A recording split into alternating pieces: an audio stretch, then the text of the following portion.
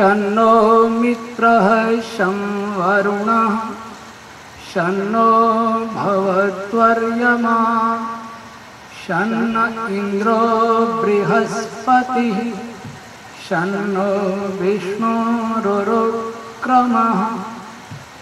नमो ब्रह्मणे नमस्ते वायो त्वमेव प्रत्यक्षं ब्रह्मासि त्वमेव प्रत्यक्षं ब्रह्म वदिष्यामि ऋतं वदिष्यामि सत्यं वदिष्यामि तन्मामवतु तद्वक्तारमवतु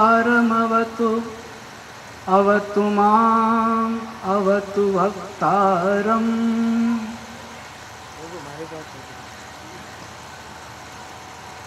श्रद्धे आचार्य धर्मानंद जी महाराज, सम्मेलन के अध्यक्ष माननीय वेद प्रकाश जी शर्मा, डीआईजी रतलाम,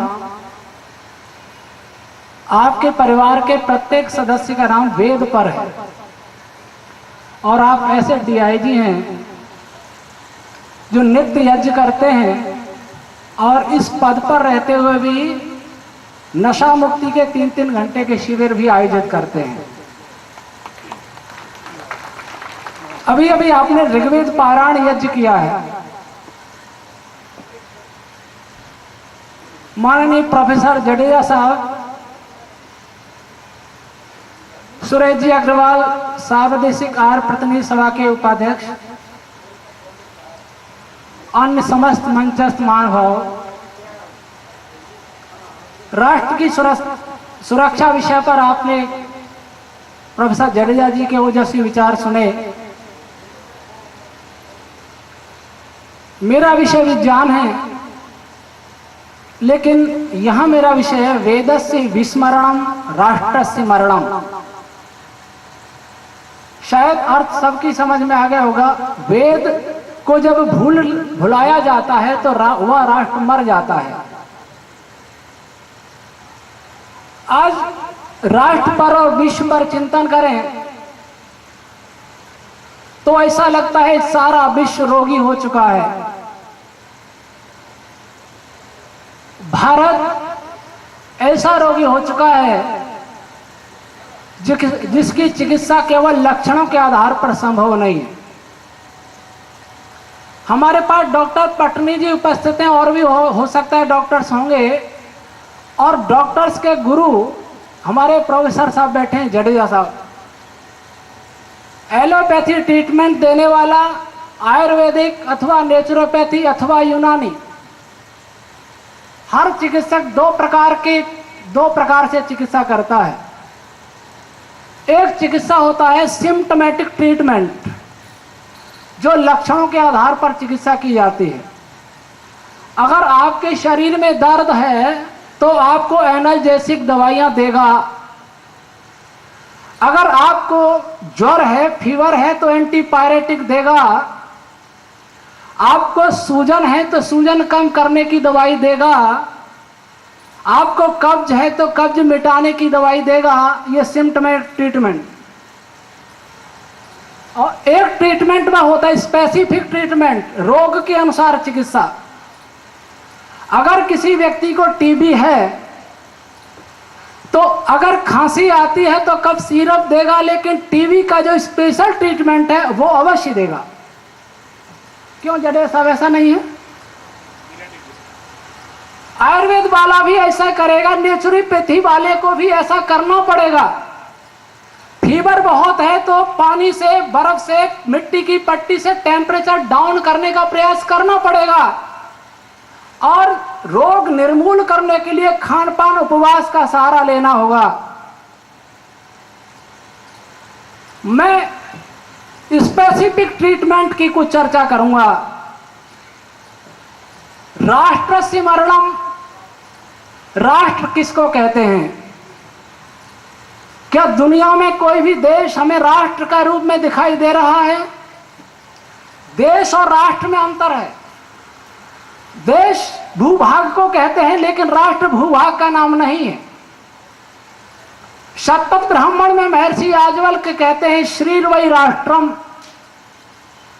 और उसका अर्थ महर्षि दयानंद सरस्वती महाराज ऋग्वेदादि भाष्य भूमिका में करते हैं कि विद्या से, उत्तम गुण से युक्त जो नीति है, उस नीति के कारण जो देश सुखी रहता है, जिस देश की प्रजा सुखी रहती है, जिस देश की प्रजा, वो जो देश अखंड और एक रहता है, जिसमें कभी दुख नहीं होता। और दूसरी जगह महर्षि लिखते हैं कि सच पुरुषों की जहां सभा हुआ करती है और अच्छे प्रकार के व्यवस्थित संविधान जहां लागू रहते हैं, सभी प्रकार के गुणों से सुभूषित जहां की प्रजा रहती है, उस देश को राष्ट्र कहते हैं। हमारे यहां प्राचीन काल में राष्ट्र थे। भरत जी के राष्ट्र की चर्चा आपने सुनी, मैं से पूर्व भी चर्चा करूं। इस देश के राजा मानधाता थे जिनका 7 द्वीप में शासन हुआ करता था। इस देश में सत्यवादी हरिश्चंद्र राजा चक्रवर्ती हुए, उनका भी सारे भूमंडल पर आज्ञा चला करती थी। महाराज दशरथ भी चक्रवर्ती थे, लेकिन दशरथ के समय में रावण ने यहाँ की आज्ञा नहीं मानी तो उनके पुत्र भगवान श्री राम ने उसको दंड दिया। वाल्मीकि रामायण में पढ़ते हैं एक बहुत बड़ी बात कि दैहिक, दैविक, भौतिक तीनों प्रकार के दुख इस देश में नहीं थे। जो दुख प्रकृति से होने वाले वह भी राम के राज्य में नहीं होते थे। जो दुख बीमारियों से होते हैं या आत्मा के दोष, मन के दोष होते हैं, वह भी इस देश में नहीं हुआ करते थे। और जो दुख दूसरे जानवरों या मनुष्यों के वैरभाव से हुआ करते हैं, वह भी हमारे राज्य में, हमारे राष्ट्र में नहीं हुआ करते थे। आज दुनिया के विकसित देश, चाहे वो अपने को सबसे शक्तिशाली मानते हों, आर्थिक महाशक्ति कहे जाते हों, आज उन देश में इस बार बहुत भयंकर बाढ़ आ रही है। अमेरिका में ऐसे तूफान आते हैं जो हमारे देश में नहीं आते हैं। जापान में ऐसे भूकंप आते हमारे देश में नहीं आते हैं। रूस का बहुत बड़ा भाग बर्फ से ढका रहता है। चीन में बाढ़ आ रही है, कभी यूरोप में सूखा होता है, कभी बाढ़ आया करती है। प्राकृतिक प्रकोप सारे भूमंडल में इस समय है। अगर आप पारस्परिक द्वेष की बात करेंगे, सारी दुनिया राग द्वेष से ग्रस्त है। भाई भाई का दुश्मन है, राष्ट्र राष्ट्र का दुश्मन है, पड़ोसी पड़ोसी का दुश्मन है। और आप बीमारी की बात करेंगे, चाहे हमने बहुत आयु बढ़ा दी हो, लेकिन रोग उसी अनुपात में बढ़ते रहे। दवाइयों का आविष्कार होता रहा, रोग बढ़ते रहे। संसार में कोई ऐसा देश नहीं है जहां निरोग प्रजा रहती हो। संसार में ऐसा कोई देश नहीं है जहां बच्चे अनाथ नहीं होते हों। संसार में ऐसा देश कोई नहीं है जहां माताएं विधवा नहीं होती हों। संसार में ऐसा देश कोई भी नहीं है जहां कोई अशिक्षित अविद्वान नहीं हो। संसार में ऐसा कोई देश नहीं है जिस देश में शराबी नशेबाज नहीं हो। संसार में ऐसा कोई देश नहीं है जहां कंजूस क्रूर लोग, हिंसक लोग नहीं रहते हो, झूठ बोले वाले नहीं रहते हो। तब इस समय सारे भूमंडल पर कोई भी देश राष्ट्र होने का दावा नहीं कर सकता। लेकिन यह दावा कभी भारत देश किया करता था। महाराज अशुपति के शासन में अशुपति ने कभी उद्दालक ऋषि को कहा था कि मेरे देश में कोई नमस्तेनो जनपदे न कदर्यो न मद्दीपः नाना हितान्विन न विद्वान न स्वैरी स्वैरिणी कुतः। मेरे देश में कोई चोर नहीं है, कंजूस नहीं है, नशा नहीं करता है, कोई अविद्वान नहीं, ऐसा व्यक्ति नहीं है जो वेद विज्ञान का ज्ञाता नहीं हो। व्यभिचारी पुरुष नहीं है, व्यभिचारी स्त्री हो नहीं सकती। कोई ऐसा भी नहीं है जो यज्ञ नहीं करता हो, परोपकार नहीं करता हो। उस समय हमारा देश, जो कभी आर्यावर्त देश रहा करता था, ब्रह्मावर्त कहा जाता था, उसके बाद भारत कहा गया, वह देश आज नहीं है, वह राष्ट्र आज नहीं है। भूभाग वही है, उसके टुकड़े हुए, लेकिन जो टुकड़ा सुरक्षित है वह भी राष्ट्र नहीं है, वह भारत नहीं है। जैसा कि प्रोफेसर साहब का इंडिया है, वास्तव में गुणों से भारत रहा ही नहीं। ऐसा क्यों हुआ? मृत्यु की पहचान क्या है? दशरथ जी की मृत्यु हुई, भरत जी को बुलाया गया और वशिष्ठ जी ने कहा, भरत तुम अयोध्या संभालो। उन्होंने कहा मैं राज नहीं संभालूंगा। तो भरत जी को कहा गया कि बिना राजा के राष्ट्र की बहुत दुर्गति होती है, अराजक राष्ट्र हो जाता है। उसके लक्षण मैं आपको सुनाता हूं। वशिष्ठ ने कहा, जो देश मर जाता है, जिस देश का राजा मर जाता है, उस देश पर प्रकृति के प्रकोप हुआ करते हैं और उस देश में संतान पिता माता के अधीन नहीं होती है, पत्नी पति के अधीन नहीं होती है। उस देश में सभी चोर पैदा हो जाते हैं। उस देश में साधु जितेंद्रिय होकर कामी हो जाते हैं। उस देश में बली लोग निर्बलों को शोषण किया करते हैं। ज्ञानी अज्ञानी का शोषण करता है, बली निर्बल का शोषण करता है और धनी निर्धन का शोषण करता है। और उन्होंने तुलना की, जैसे बड़ी मछली छोटी को खाती है, शक्तिशाली व्यक्ति कमजोर को खा जाया करते हैं, उनका शोषण करते हैं और का वर्ण और आश्रम की व्यवस्था भंग हो जाती है। ब्राह्मण क्षत्रिय वैश्य शूद्र जो कर्म से हुआ करता है वो सारे छोड़ देते हैं। ब्रह्मचारी गृहस्थ वानप्रस्थ सन्यासी अपने कर्म छोड़ देते हैं और लिखते हैं कि ऐसा भंग करने वाले, ऐसे मर्यादा से हटने वाले पथभ्रष्ट लोगों का शासन हुआ, वही शक्तिशाली प्रभुता संपन्न हो जाते हैं। हर अच्छाई बुराई बन जाती है, हर बुराई अच्छाई बन जाती है और झूठ और सत्य का भेद मिट जाता है। कभी भीष्म पितामह ने धर्मराज को कहा था, उसमें यही बातें हैं। एक बात और कही, वह चोर भी सुरक्षित नहीं रहते हैं। जिस देश का राजा मर जाता है अर्थात राष्ट्र का मरण हो जाता है, वह चोर भी सुरक्षित नहीं रहते हैं, क्योंकि चोर को अपने से बड़े चोर का भय हमेशा बना रहता है। आप इन लक्षणों पर विचार करें। क्या भारत आज ऐसा मृत राष्ट्र नहीं है? क्या संसार का प्रत्येक देश ऐसा नहीं है? संसार के दूसरे देशों में फिर भी अवस्था ठीक है, कुछ स्थितियां हम में ठीक है, कुछ उनमें ठीक है, लेकिन आज सारा विश्व एक मृत राष्ट्र के रूप में परिवर्तित हो गया है। ऐसा हुआ क्यों? पहले हमारे देश कानून क्या था? हमारा देश आजाद हुआ ब्रिटिश सरकार की प्रस्ताव पर।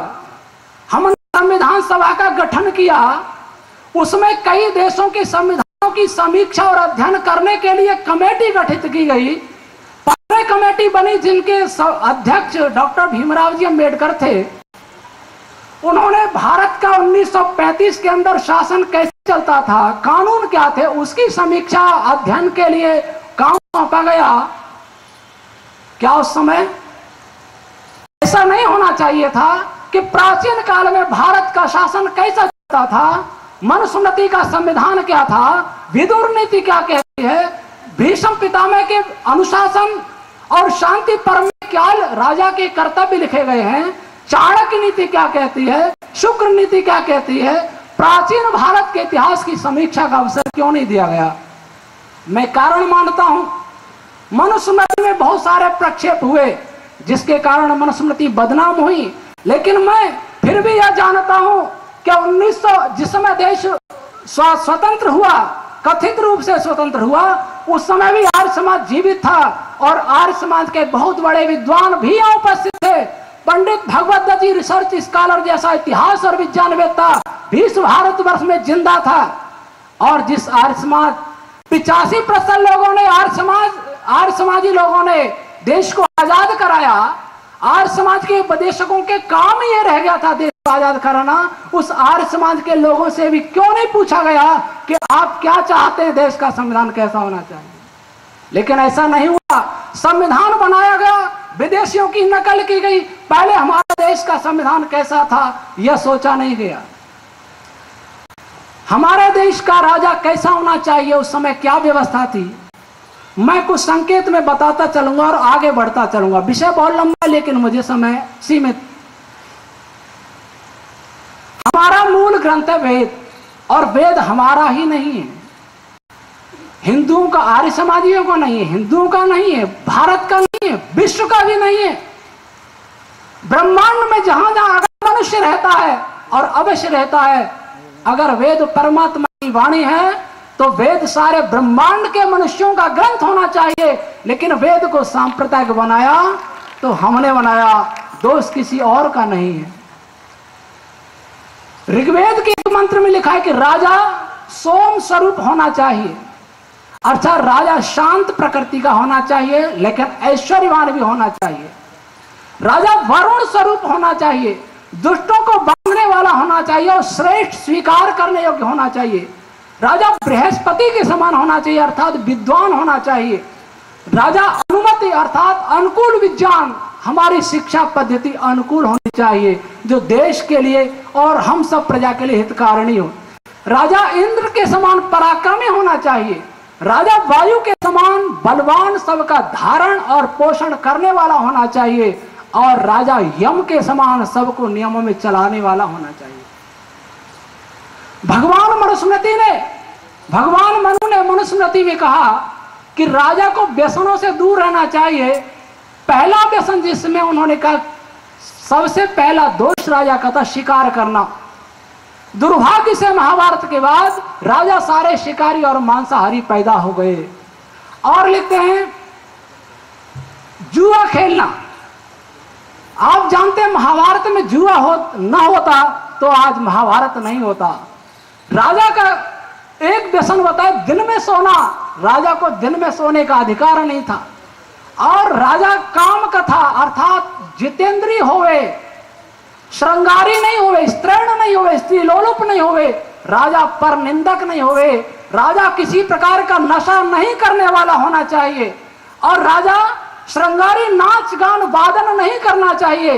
राजा व्यर्थ इधर उधर नहीं घूमना चाहिए। एक कामज व्यसन मैनू ने लिखे।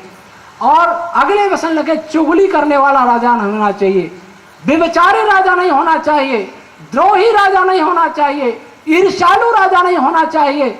और दूसरे के गुण में दोष, दोष में गुण का देखने का स्वभाव नहीं होना चाहिए। राजा का धन पवित्र होना चाहिए, अपवित्र स्रोतों से धन नहीं आना चाहिए राजकोषों में। और राजा गलत काम में धन खर्च करने वाला नहीं होना चाहिए। और राजा अपराधियों को कठोर दंड देने वाला होना चाहिए, लेकिन निरपराध को दंड नहीं देना चाहिए। और भगवान मनु ने लिखा और ऋषि दयानंद ने कहा, अगर राजा में ऐसे दोष हैं तो राजा को मर जाना अच्छा, उसको जिंदा रहने का कोई अधिकार नहीं है। ये हमारे देश का कानून कहता था। और मंत्री के लिए क्या, मंत्री अपने देश में पैदा होने वाला होना चाहिए, विदेशी मंत्री कभी नहीं बने। राजा वेदों का विद्वान होना चाहिए, राजा शूरवीर होना चाहिए। राजा वही होता था जो सेना में लड़ता भी था। और राजा अच्छे चरित्रवान कुल में पैदा होना चाहिए, मंत्री सुपरीक्षित होना चाहिए। मनुस्मृति में बहुत सारे दंडों का विधान लिखा। आज आप देखते हैं मंच पर जब चुनाव आता है तो बहुत सारे वचन प्रतिज्ञाएं की जाती हैं। भगवान मनु ने लिखा, जो प्रतिज्ञा भंग करे राजा, अपने देश के सामने, संघ के सामने, किसी गांव के सामने, उसको राष्ट्र से बाहर निकाल दो। जो राष्ट्र में कोई रिश्वतखोर हो उसका सब कुछ छीन करके देश से बाहर निकाल दो। चोर और डाकू को सूली पर चढ़ा दो। और जेब काटने वाला एक बार जेब काटे तो उंगलियां काट लो, दो बार दूसरी बार काटे तो हाथ पैर काट दो, और तीसरी बार काटे तो गला काट दो।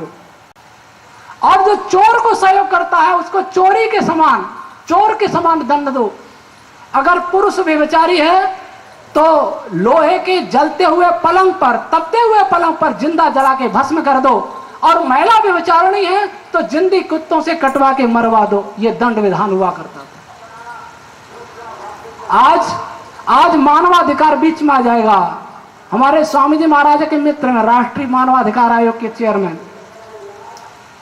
जब इस देश में ऐसा संविधान था तो वह देश वास्तव में देश था।